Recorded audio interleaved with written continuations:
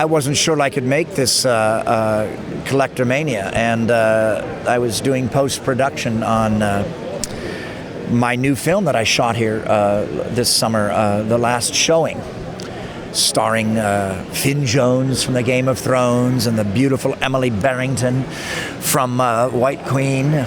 And I play the old projectionist who's been made redundant and has his revenge at the midnight movies. So I was able to see the trailer for it down in London this week, and it looks great. I'm so happy. This kid, this Phil Hawkins, this director, he's so talented, and I'm so happy to be part of their team now. And I was able to run up to Milton Keynes, for the con.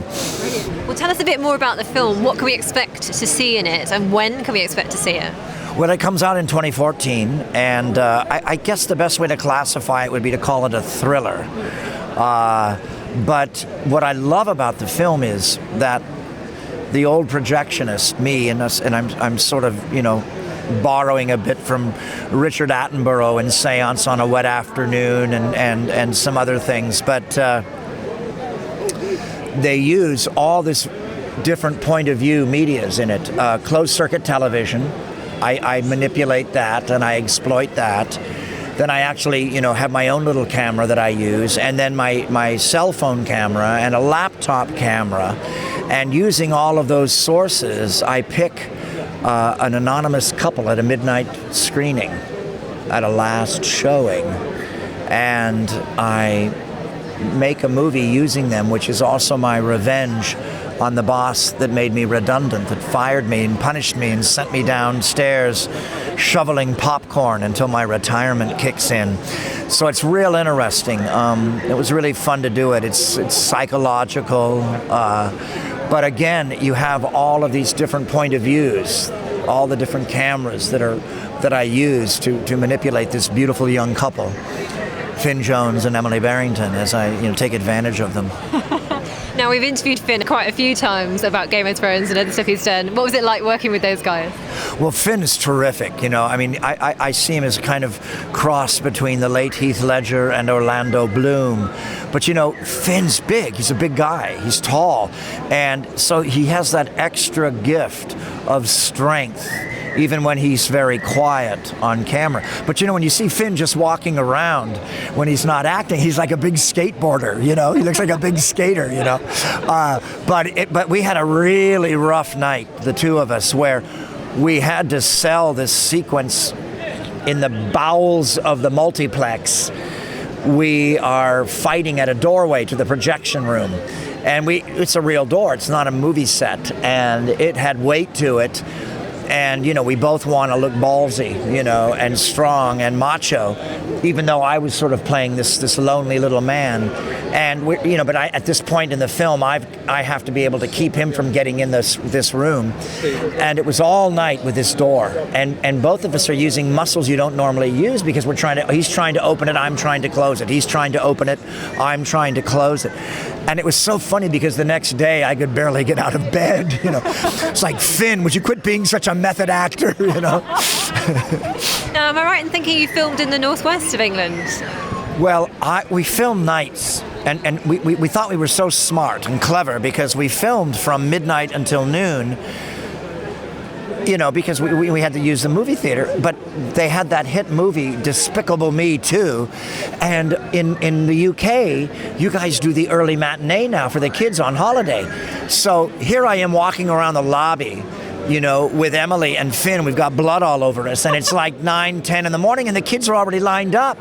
And all the little girls, they're My Little Pony dolls, and all the little boys, and they all want to go up and pet the giant Despicable Me 2 minion, and then here comes Robert Englund trudging through the lobby at 10 in the morning with all these beautiful little English schoolgirls in their backpacks and their My Little Ponies and their lovely Gwyneth Paltrow Sloane Ranger mums, and here I am, with blood all over me. I was like I don't know, it was kind of tragic, but it slowed us down a bit, so we were kind of up against the wall. And I was, Chester, the town I was staying in, has such a lovely racetrack.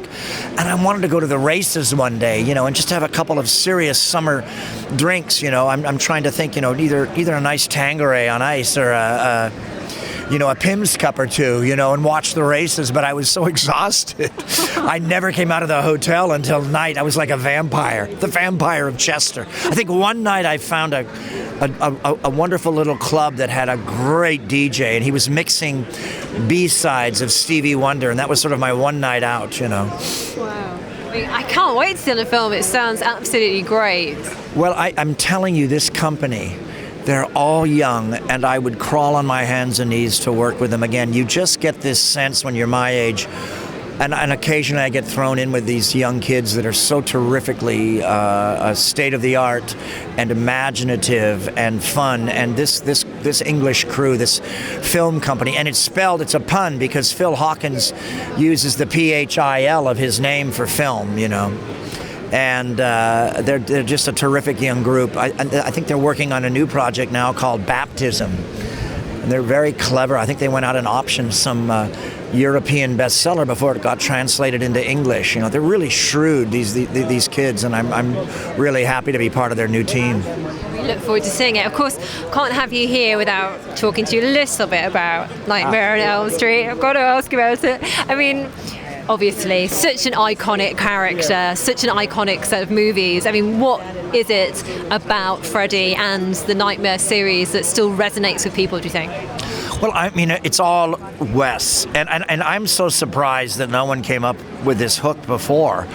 Hollywood has always had a love affair with the dream sequence. You can see it in all the old MGM musicals and even some film noir from the late 40s. But the idea of the dream sequence, the dream landscape, the landscape of the imagination and the subconscious being this place where you could be haunted by a serial killer, by a boogeyman, Freddy Krueger, is such a great hook, and it's universal.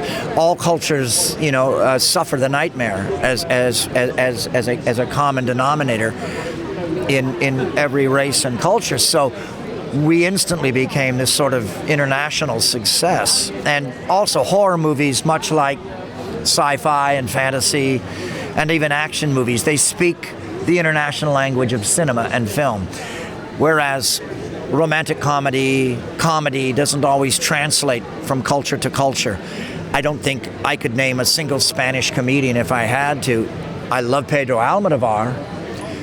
I love Spanish horror, but they don't know our comics, we don't know theirs. But I'm sure they know, I know they know Freddy Krueger, and I know some of the great vampire movies that were made in Spain in the 70s. So that's that world that translates. I loved Guillermo del Toro's film, The Devil's Backbone, which was made in Spain.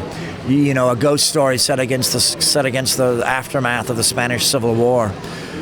Terrific film. So those movies translate. They go back and forth culturally, and I think that's the great happy accident of my career, is that I had the sort of 1-2 punch of the sci-fi series V and then the Nightmare on Elm Street franchise, which again, this international language of cinema. So I'm able to do movies. I think I've done like maybe a dozen, maybe more movies on the continent now. And you had that success as well, basically back to back, didn't you? I mean, that must have been incredible for you. Well, it was, 2 years of V and then 10 years of Nightmare on Elm Street, and then a 10-year break, and then Freddy versus Jason, which is, I think this is the 10th reunion of Freddy versus Jason, and next year will be the 30th anniversary of the original Nightmare on Elm Street, and this year is my 40th year in movies. Yeah. I mean, what was it like going back after that gap? Well, in the 10 years, I did some family films, and I did a television series, and I did a lot of movies in Europe and the U.S. I did a couple of comedies. It was when I did Freddy versus Jason, I was worried because I had a lot of stunts in that. Now, I could do the water stunts because I'm an old surfer, but what got me through it was my mate Ken Kersinger, who is a big stunt coordinator from Vancouver, who's worked on just about every movie made. Ken played Jason, and I felt in really good hands with him because he is a stuntman and stunt coordinator. And in fact, the only thing that ever happened dangerous on this set of Freddy vs. Jason was Ken was standing with his back against a wall on fire one day, doing his really cool Jason walk towards me very slowly, and he started to smoke. His costume, he had a lot of hair on the Jason cloak, the Jason jacket, and there was a lot of strings on it, stringy, shredded stuff on that, and it started to smoke. So he was actually in greater danger than I ever was on the movie. Do you ever feel that you'd kind of like to turn up at a Halloween party in Freddy's costume? Well, I just did a couple of personal appearances for the holiday season, the Halloween holiday in the States. And the new thing is not so much guys as Freddy, but the girls. They all wear the sweater as a mini skirt, and then they wear these big clunky work boots with really sexy opera hose nylons, fishnet stockings. And they're all kind of strategically slashed, a little bit of cleavage here, a little bit of tummy there. A little bit of piercing there, here and there, and they wear the hat, the fedora, and it's sort of like these sexy Freddiettes. They look like if I had backup singers in Purgatory or something, I mean, could you ever have envisaged that happening when you started out as Freddy those years ago? No, I was so preoccupied by my success and my first taste of celebrity with V. People knew my face, but no one had ever known my name before. But people were putting my name to, my name to my face, and I just thought I was doing this little horror movie, with this talented guy, Wes Craven, who we sort of thought of as a kind of David Lynch character back then. And the next thing I know, they canceled V because it was so expensive, and I'd gone to New York to sign autographs with William Shatner. At a science fiction convention, because my character was the breakaway character and the kind of logo character on V, along with Jane Badler as Diana. And I was signing autographs, and my line changed from sci-fi fans into heavy metal, punk rock, leather-clad Freddy fans.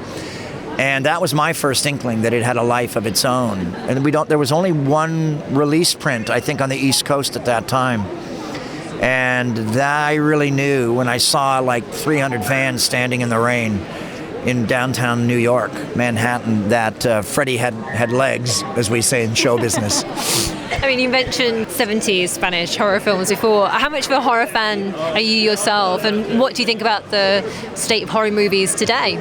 Well, I love horror films, and I love science fiction and fantasy, and as a child I was a huge fan. But I was quite a snob in the 60s and 70s. I was a big fan of the English New Wave. I wanted to be Albert Finney. I wanted to be Alan Bates. I wanted to be Tom Courtenay. I wanted to be Peter O'Toole.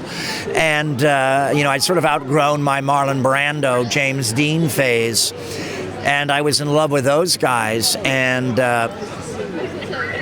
I forget, I think Wes taught me to respect the genre again. And about 6 or 7 years ago, I had this repressed memory come back. I remember going to my godfather's home in the valley when I was a child.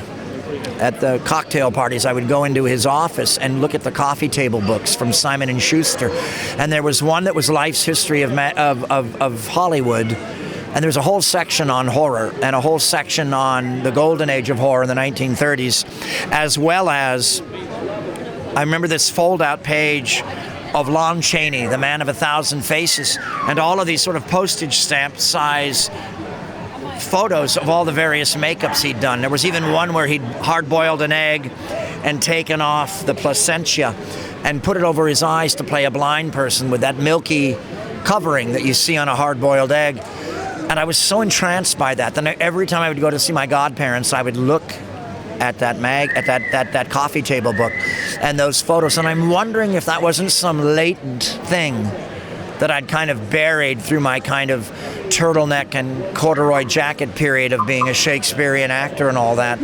And that when I was offered Freddy, I'm wondering that the challenge of makeup wasn't some leftover desire that I had as a little 8-year-old Robbie Englund looking at that book and all those pictures of the Man with 1,000 Faces. And, maybe that was that childhood sense of wonder was the reason I said yes to Freddy, and it turned out quite well. Finally, what kind of horror gets you excited now? Well, I just saw The Conjuring, and I love Lily Taylor, and I love Vera Farmiga, but one of my favorite, I go back, I can remember the 1974 film Brian De Palma's Sisters, which is a film I really think is underrated, and I really love that film. Margot Kidder is brilliant in it, and one of my favorite mad scientists, William Findlay. Some of the best use of split screen, and there's a great nightmare sequence, a drugged nightmare sequence in that movie that takes the form stylistically of the old microfiche that you would see in libraries, which I just think is a brilliant concept. So that's one of my favorite horror films. But I'm very open in my tastes. I like everything. I recently liked Dark Skies. I think was a very interesting little film. I mean, original in its own way, but I think it really worked on me. It really gave me, I liked it. It was kind of dark and disturbing. What would you like to say to your fans who are watching this video out there? Well, I just want to tell all my fans that I start Fear Clinic. I know a lot of fans out there that worked on our campaign and everything, and we finally got to make it. I'm off to star with the wonderful young actor Thomas Dekker from Terminator Sarah Connor Chronicles, and this new young actress that I love, who's the daughter of one of my favorite actors, Brad Dourif, Fiona Dourif from the Curse of Chucky, and she's my leading lady, so to speak, and I'm really excited about it. Robert Hall, who's been working on everything since Buffy the Vampire Killer through Teen Wolf, and we're off to Cleveland for the holidays to make it, and next year coming to a theater or a drive-in or a DVD outlet near you or a download from Netflix. Check out the last showing in the UK starring Finn Jones and Emily Berrington and myself. Maybe in the States it's going to be called Midnight Movie, but these are my next two ventures, so check them out. We look forward to seeing those. Loads of luck with the new filming as well. We look forward to seeing what happens with that. Thank you.